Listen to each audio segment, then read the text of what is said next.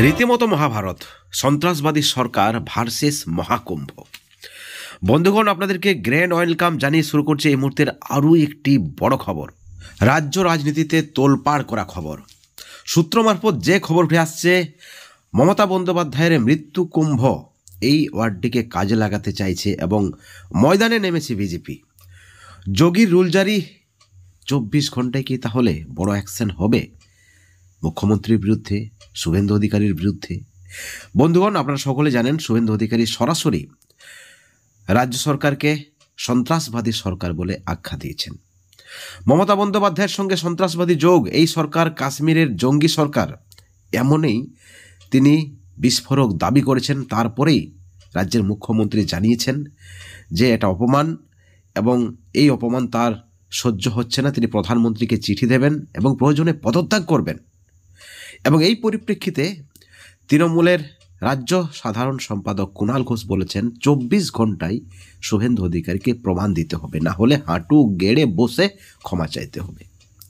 শুভেন্দু অধিকারী হারবে নন্দীগ্রামে, ঠিক পাল্টা দিয়েছেন সুকান্ত মজুমদার থেকে শুরু করে কেন্দ্রীয় মন্ত্রী অমিত মালব্য। সুকান্ত মজুমদার বলেছেন যেখানে 50 কোটি মানুষ স্নান করবে, যেখানে 144 বছর পরে যোগ আসছে, সেই কুম্ভকে, মহান কুম্ভকে মৃত্যু কুম্ভ বলেছে মমতা বন্দ্যোপাধ্যায়। 2026-এ পতন অনিবার্য, একেবারে রীতিমতো মহাভারত।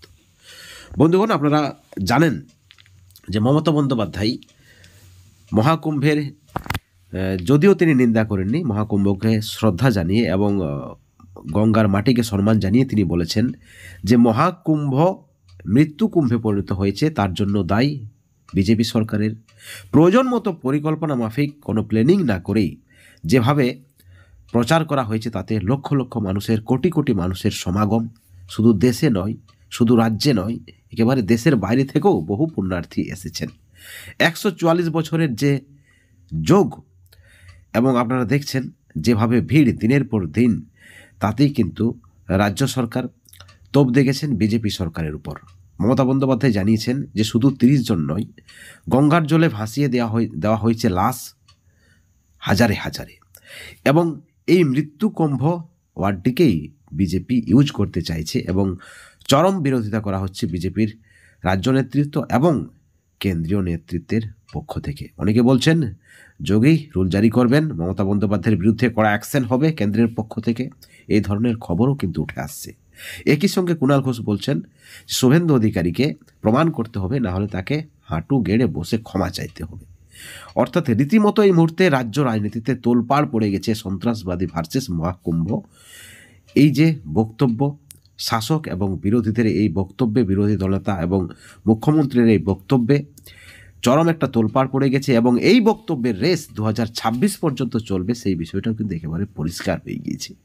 বন্ধুগণ, এই ভিডিওর পরিপ্রেক্ষিতে আপনাদের মতামত কি, আপনাদের প্রতিক্রিয়া কি, অবশ্যই আপনারা চ্যানেলের কমেন্ট সেকশনে কমেন্ট করে জানাবেন। এবং একই সঙ্গে রাজনীতির কারণে যেভাবে ধর্মীয় ভাবাবেগকে বা ধর্মকে, সম্প্রদায়কে নিয়ে রাজনীতি, অশ্লীল মন্তব্য কি আদৌ গ্রহণযোগ্য, এই বিষয়েও আমাদের যে প্রশ্ন, সেই প্রশ্নের উত্তরও আপনাদের সুচিন্তিত মতামত আপনারা অবশ্যই আমাদের চ্যানেলের কমেন্ট সেকশনে কমেন্ট করে জানাবেন। বন্ধুগণ, ভালো থাকবেন, সুস্থ থাকবেন, কিন্তু সবশেষে একটা কথা আমরা বলেই থাকি, কোনো ধরনের দুর্নীতি এবং হিংসা থেকে অবশ্যই দূরে থাকবেন। Thank you so much.